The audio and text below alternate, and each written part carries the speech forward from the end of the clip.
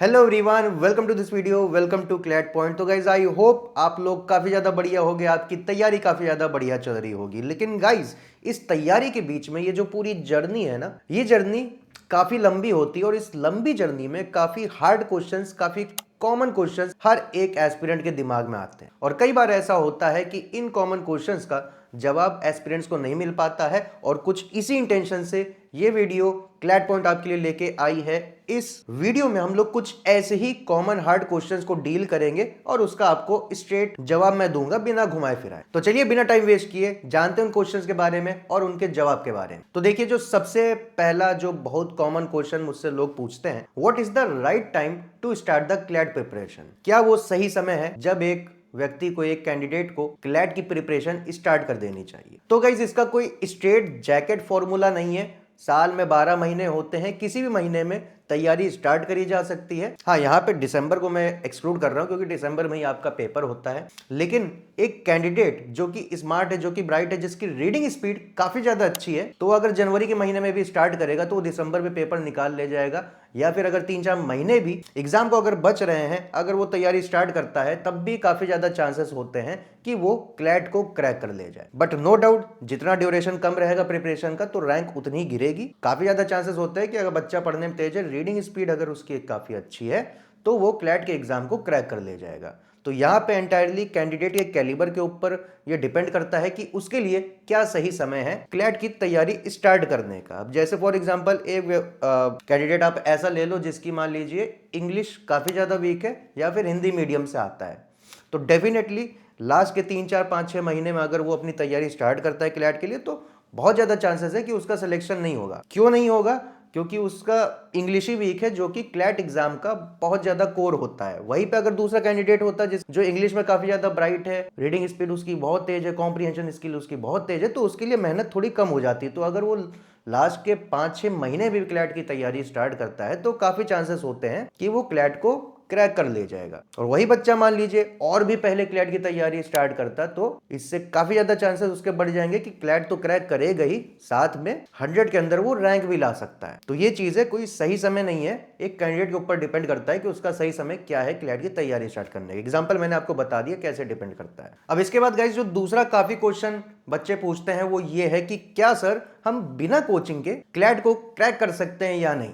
Can we crack CLAT without coaching और not? तो इसका स्ट्रेट जवाब यह है कि हाँ, बिल्कुल हाँ, आप बिना कोचिंग के क्लैट को क्रैक कर सकते हो। अब ये चीज मैं हवा में नहीं बोल रहा हूं, सिर्फ क्लैट में नहीं, अदर कॉम्पिटेटिव एग्जाम में जहां पे क्लैट से ज्यादा कॉम्पिटिशन होता है, वहां पे भी लोगों ने विदाउट कोचिंग एग्जाम को क्रैक किया। हालांकि उनका नंबर कम होता है, बट यस, क्रैकेबल तो है। अब मैं आपको बताता हूं कोचिंग से फर्क क्या पड़ता है। तो देखिए, मान लीजिए क्लैट आपकी फाइनल डेस्टिनेशन है, आपको वहां पहुंचना है। एक कच्ची रोड है जिसपे काफी सारे गड्ढे हैं, पत्थर पड़े हुए हैं, आपको वहां से जाना है। और दूसरी एक काफी स्मूथ रोड है। तो अगर आप कोचिंग ले लेते हो तो आपका ये स्मूथ रोड वाला रास्ता हो जाता है। विदाउट कोचिंग अगर आप जाते हो तो आपका एक खड़ंजा वाला खराब रास्ता हो जाता है। तो देखिए, दोनों ही रास्ते वहां पे पहुंचते हैं, आप दोनों से ही जा सकते हो। यहाँ खड़ंजे से भी जाओगे तब भी उस रास्ते पहुंचोगे, बस यहाँ पे क्या होगा, टाइम थोड़ा ज्यादा लग जाएगा, मेहनत थोड़ी ज्यादा लग जाएगी क्योंकि रास्ता खराब है। बट स्टिल अगर आपके अंदर डेडिकेशन है, आप हार्डवर्क करते हो, आप टाइम मैनेजमेंट करते हो, आप सब कुछ करते हो जो कि इस एग्जाम को क्रैक करने के लिए नेसेसरी है, तो आप इस रास्ते से भी पहुंचोगे। बट यस, अगर आपके पास रिसोर्सेस हैं, आपके पास पैसे हैं, आप अफोर्ड कर सकते हो एक अच्छी कोचिंग, तो क्यों नहीं लोगे? क्योंकि यहाँ पे क्लैट एक करियर का सवाल आ जाता है। तो अगर आप अफोर्ड कर सकते हो तो डेफिनेटली आप कोचिंग लीजिए। ये कॉम्पिटेटिव एग्जाम है, तो आप मतलब हर एक कैंडिडेट चाहेगा कि उसके चांसेस मैक्सिमाइज हो जाए इस एग्जाम को क्रैक करने के लिए। तो आपके पास अगर रिसोर्सेज है तो आप डेफिनेटली कोचिंग ले सकते हो, गाइडेंस आपको मिलेगी। अगर नहीं रिसोर्सेस है तब भी कोई बात नहीं, बस आपको मेहनत ज़्यादा करनी है, डेडिकेटेड होने चाहिए आप, और तब भी आप इस एग्जाम को कच्चे रास्ते से क्रैक कर सकते हो, अपनी मंजिल क्लैट तक पहुंच सकते हो। और इसी से मैं आपको हमारे कोर्सेज से इंट्रोड्यूस करवाना चाहूंगा। अगर आप रिसोर्सेज को ढूंढ रहे हो क्लैट को क्रैक करने के लिए, तो अगर आप क्लैट 2026 को टारगेट कर रहे हो, तो आप हमारे क्लैट पॉइंट क्लैट पर हर बैच में अपने आप को एनरोल कर सकते हो। 2027 को अगर आप टारगेट कर रहे हो तो आप टाइटन बैच में अपने आप को एनरोल कर सकते हो। हमारे कोर्सेज की बहुत सारी खासियतें हैं। सबसे पहला जो खासियत है कि इंडस्ट्री रेट पे, सबसे रीजनेबल रेट पे आपको काफ़ी हाई क्वालिटी मटेरियल और टीचर्स आपको देखने को मिल जाएंगे हमारे कोर्स में। इसके अलावा आपको live online classes plus recorded classes तो आपको मिलेंगी, जिसको आप कभी भी अपनी सुविधा के अनुसार देख सकते हो। इसके अलावा हाई क्वालिटी स्टडी मटेरियल्स आपके घर तक पहुंचा दिए जाएंगे। और इसके अलावा जो बहुत ही क्रूशियल फैक्टर होता है हमारे प्रिपरेशन में, किसी भी एग्जाम की प्रिपरेशन में, जो कि होता है मेंटरशिप, क्योंकि it's a journey of ups and downs. तो अगर आप डाउन पे चले जाओ तो आपको ऊपर लेके कौन जाएगा? आपका मेंटर लेके जाएगा, आपको गाइड करेगा। तो वो चीज भी आपको 24/7 हमारे कोर्सेज में मिलता है। So you can definitely check it out on our website और our application on Google Play Store. बाकी टॉपिक पे वापस आते हैं, बढ़ते अपने नेक्स्ट क्वेश्चन की तरफ, जो कि एस्पिरेंट्स के दिमाग में काफी ज्यादा आता है। तो वो मोस्ट आस्क्ड क्वेश्चन ये है कि क्या सर हम क्लास 11th में क्लैट का एग्जाम लिख सकते हैं, या हम क्लास 12th में क्लैट का एग्जाम लिख सकते हैं? या फिर इसको मैं रिफ्रेश कर देता हूं, तो क्या हम लोग क्लास 11th में क्लैट की तैयारी स्टार्ट कर दें या क्लास 12th में स्टार्ट कर दें? Which is better?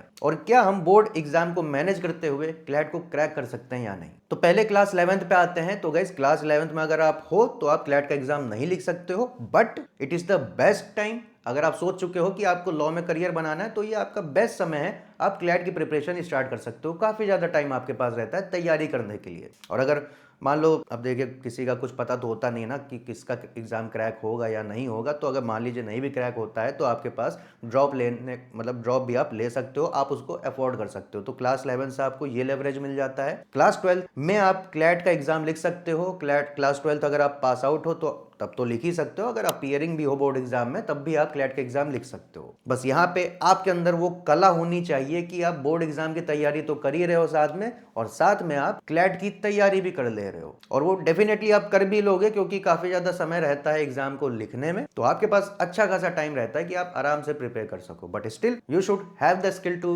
Manage your time and manage your task. क्योंकि आप ऐसा भी नहीं कर सकते हो कि आप क्लैट को क्रैक करने के लिए इतना डेडिकेटेड हो गए कि आपने अपने बोर्ड एग्जाम के ऊपर ध्यान ही नहीं दिया। तो आपको उधर भी ध्यान देना है, क्योंकि बोर्ड के एग्जाम में जो आप परसेंटेज स्कोर करोगे, वो आपका कॉन्फिडेंस भी बूस्ट करता है और आपके जीवन के लिए अच्छा रहता है। मार्कशीट पे जब 80-90% रहता है तो अच्छा लगता है देखने में। अब इसके बाद गाइस, जो नेक्स्ट मोस्ट आस्क्ड क्वेश्चन है वो ये है कि क्या अगर मैं हिंदी बैकग्राउंड से हूं या फिर मेरी इंग्लिश काफी ज्यादा वीक है, तो क्या मैं क्लैट को क्रैक कर सकता हूं या नहीं? तो गाइस, इसका जवाब है नहीं, एज लॉन्ग एज, जब तक मैं अपनी इंग्लिश के ऊपर वर्क ना कर लूं। तो देखिए, ये बात जग जाहिर है, किसी से भी छुपी नहीं है कि इंग्लिश क्लैट का कोर है। और अगर आपकी इंग्लिश वीक है या हिंदी मीडियम से हो, इंग्लिश अच्छी नहीं है, तो डेफिनेटली आप क्लैट की रेस से बाहर हो। तो आपको सबसे पहले, आप क्लैट क्रैक करने का अगर सोच रहे हो, जर्नी आप स्टार्ट कर दी हो, तो जर्नी के जो इनिशियल मंथ्स हैं, डेज है, वीक्स है, उसमें आपको सबसे पहले इनिशियली अपनी रीडिंग स्पीड के ऊपर ध्यान देना है, आपको अपनी वोकैबुलरी के ऊपर ध्यान देना है। क्योंकि जब आप उसको इंप्रूव करोगे, जब आप उसमें बेटर होगे, तब जाके आप क्लैट की रेस में दौड़ोगे। जब तक ये नहीं हो रहा, तब तक आप क्लैट की रेस से बाहर हो। अब ऐसे लोग जिनकी इंग्लिश वीक है, जो ये वीडियो देख रहे हैं या हिंदी मीडियम से, डेफिनेटली आपके लिए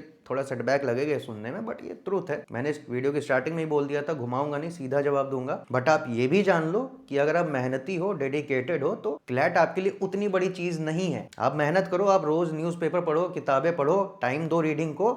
आपकी जब रीडिंग स्पीड बेटर हो जाएगा, then you will be in a good condition to crack CLAT. बहुत लोग पहले भी इसको क्रैक कर चुके हैं, जो कि हिंदी मीडियम से आते थे या उनकी वीक इंग्लिश हुआ करती थी। तो आपको वही करना है। आपका रास्ता थोड़ा मुश्किल है, बट स्टिल रास्ता है, आप उसको क्रॉस करके क्लैट को क्रैक कर सकते हो। और वैसे भी इस चीज से, इंग्लिश से भागिएगा नहीं, क्योंकि भले क्लैट ने इंग्लिश को एग्जाम का कोर बना दिया है, बट ये एक तरह से ये सही चीज भी है। क्योंकि अगर आप लॉ की फील्ड में आगे जाते हो, अगर क्लैट से नहीं जाते हो, किसी भी और नॉर्मल कॉलेज से जाते हो या किसी और अदर एंट्रेंस एग्जाम से जाते हो, तो वहां में जब आप 5 साल का कोर्स करोगे, उसके बाद निकल के देखोगे, तो आपको इस पूरी जर्नी में आपको हर समय लगेगा कि हाँ, इंग्लिश बहुत जरूरी चीज है। एक अच्छी इंग्लिश आना आपके लिए बहुत जरूरी है अगर आपको लीगल फील्ड में आगे जाना है। क्योंकि अगर आप सुप्रीम कोर्ट भी देखोगे, सबसे बड़ा जो हाईएस्ट कोर्ट है हमारे इंडिया का, वहां पे भी इंग्लिश में चीजें चलती हैं। तो ये चीज है, इंग्लिश पे आपको करना ही है। तो क्लैट को एक माध्यम बना के इंग्लिश अपनी बेटर करिए। इस एग्जाम को क्रैक करके एक अच्छे एनएलयू में एडमिशन लेके आप अपनी लॉ की डिग्री ले सकते। अब इसके बाद गाइस, जो नेक्स्ट क्वेश्चन है वो ये है कि एक एनएलयू से मैक्सिमम सैलरी या एवरेज सैलरी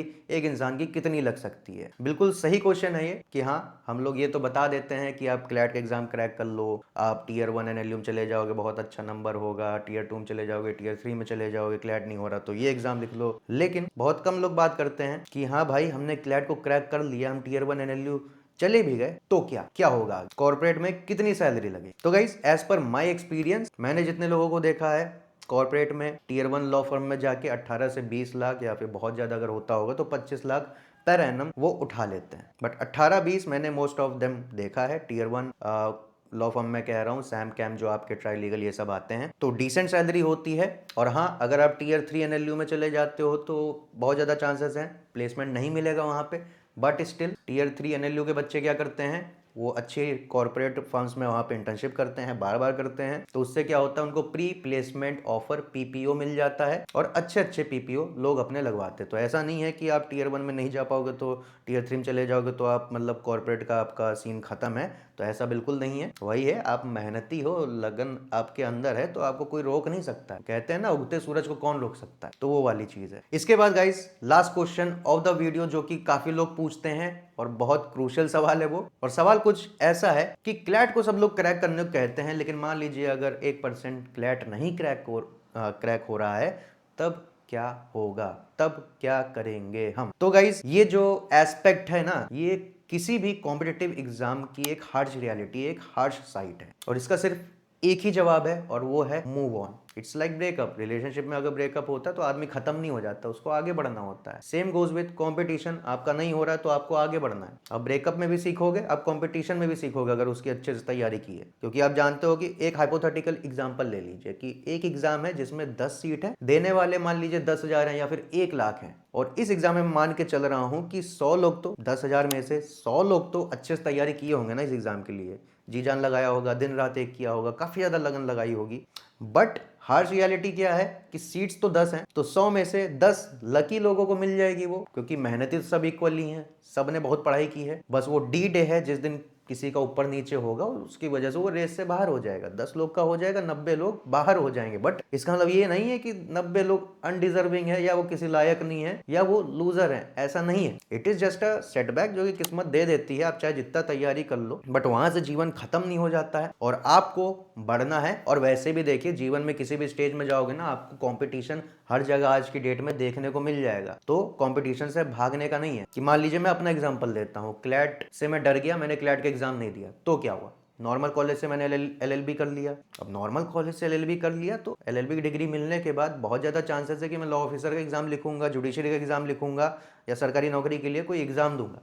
तब फिर भी मुझे वहां पे कंपटीशन देना है। कंपटीशन से कभी भाग नहीं सकते हो। आपको अच्छी पोजीशन पे जाना है तो आपको कंपटीशन हमेशा देना पड़ेगा। आज नहीं तो कल वो दिन आएगा, तो क्यों ना उसको क्लैट से स्टार्ट करें, अच्छे से इज्जत से पढ़ाई लिखाई करके मेहनत करके एग्जाम को क्रैक करिए। नहीं होता है कोई बात नहीं, सीख के जाओगे। और ये जो सीख मिलती है ये किसी किताब में आपको नहीं मिलेगी। आपको चाहे कोई कितना भी ज्ञान दे दे, आपको नहीं समझ में आएगा। जो आपको खुद उस एग्जाम को तैयारी करके जो एक्सपीरियंस मिलता है, और वो कहीं ना कहीं आपको एक बेटर इंसान बनाता है। और कहीं ना कहीं आपको उस मेहनत की, उस लर्निंग की बाद में जाके आपको वैल्यू मिलेगी।